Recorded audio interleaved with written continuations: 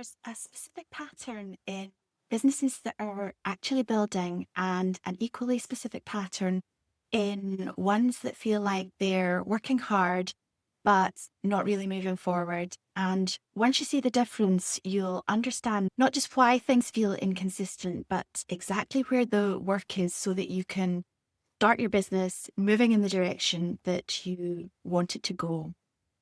So let me describe something and see if it rings true for you.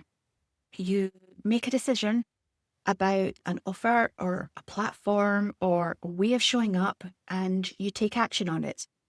Things feel okay for a bit, then there's a slow patch or an awkward conversation or just a week when nothing seems to go right. And almost without realizing it, you find yourself back at the drawing board, not because any data or hard evidence told you your decision was wrong, but because the discomfort was loud enough that it felt like a sign.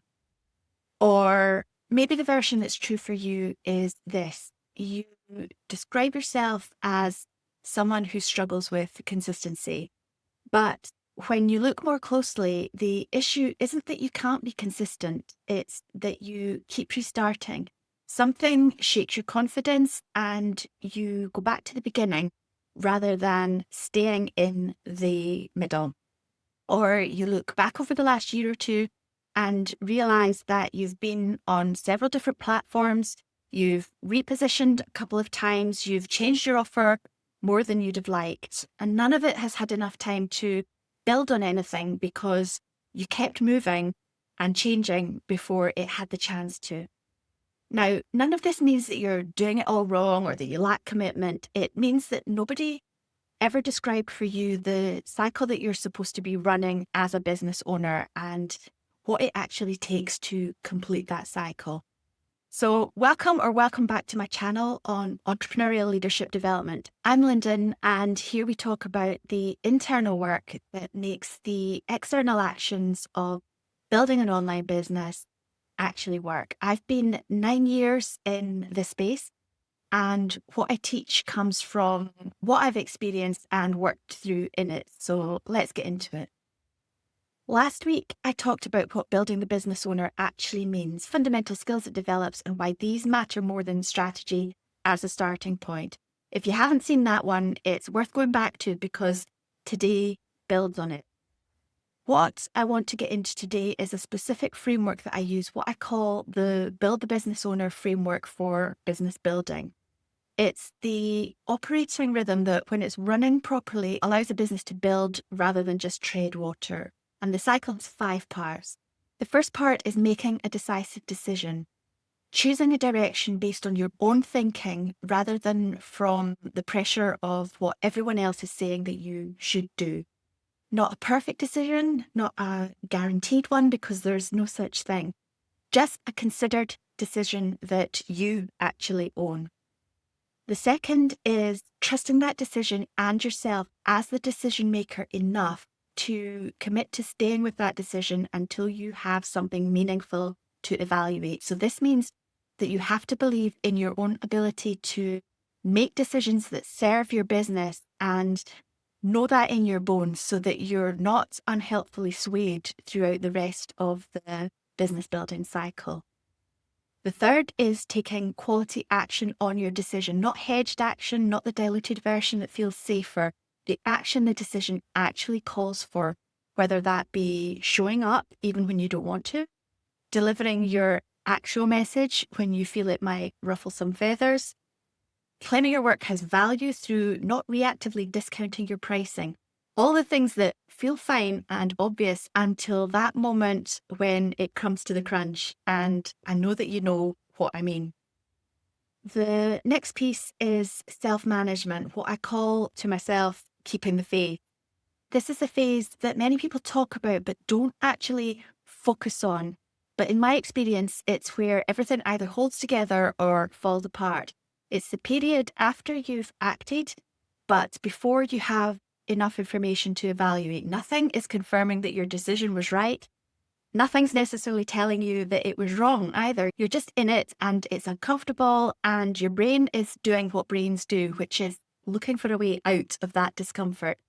But instead, you need to stay with what you decided because remember, at this point, you don't have enough information to evaluate about what your business needs you to do next. So you need to trust your own thinking in the absence of evidence either way and resist the pull towards starting over just because things feel uncertain. And the fifth is the evaluation itself, actually looking at what the results are telling you from a considered place and making your next decision from there. That's the full cycle. And when it runs properly, each decision builds on the last. You're not starting from scratch each time. You're moving forward with more information, more self-knowledge, and more trust in your own judgment than you had before. But here's where it so easily breaks down, the self-management piece. I've said it before, it's the bit that I consistently find the hardest to manage because it's where the doubt comes in, where the online noise gets louder, where someone else's results start to look more compelling than your own plan. And when it breaks there, you go back to stage one, not with new information, but with less momentum and more uncertainty than you started with, and you have also chipped away at your self-trust. I have done this myself more times than I would care to admit, gone back to the drawing board, not because the evidence told me to, but because I just couldn't tolerate the discomfort of not knowing yet.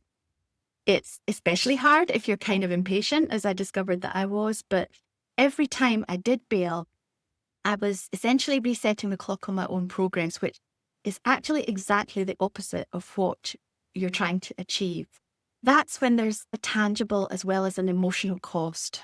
Not just the time it takes to get to grips with a new thing, but the cumulative effect of not letting anything that you've already built had the chance to grow. So what does it actually look like when the cycle is running properly, when you're inside doing it rather than thinking about it as a concept?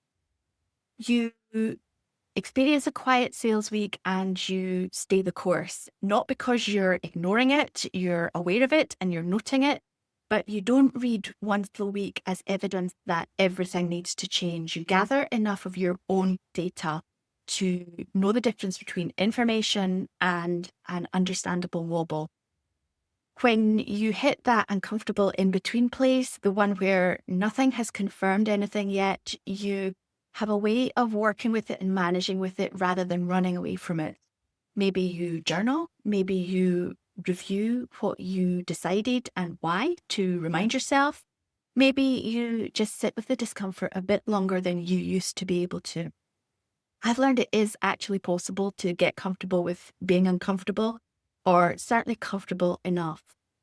The point is that you don't immediately act on it. And when you do evaluate, when you actually look at what's working and what isn't, you do that from a considered place rather than an emotional, reactive one, which means the next decision that you make is genuinely better informed. And each cycle tells you something. Over time, that's what builds real confidence, not the feeling of confidence, but the track record that comes from having made decisions and seen them through. The key shift that I want to leave you with from this video is consistency isn't a character trait, it's a cycle. And like any cycle, once you understand it, you can learn it and you can learn to complete it. Something that's worth sitting with this week is map your last business decision against the 5 stages of this business building cycle. Where did you leave that cycle? Because that's where your work is right now, not in a new strategy, not in a different offer, just finishing what you have started. Next week, I am going to talk about self-trust specifically because it's what makes a difference between a cycle that runs and one that gets stuck in the middle. So if you've ever found yourself backing away from something that you knew was right, not because of evidence, but just because of doubt or fear, that's what we'll be getting into.